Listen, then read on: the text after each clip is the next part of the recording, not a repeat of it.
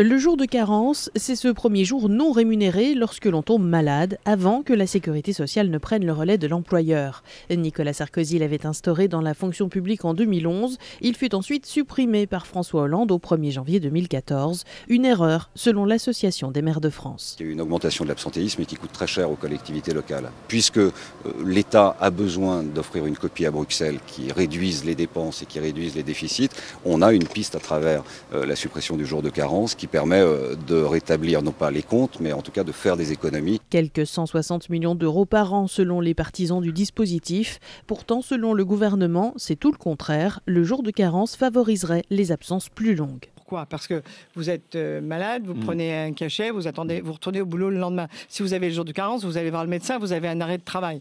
Donc on n'a pas gagné à ce jour de carence. Pour les syndicats, si le nombre d'arrêts maladie reste constant dans la fonction publique, c'est à cause d'un malaise plus profond. Il y a effectivement des questions qui se posent très fortement dans la fonction publique sur la dégradation des conditions de travail et l'état de santé des agents.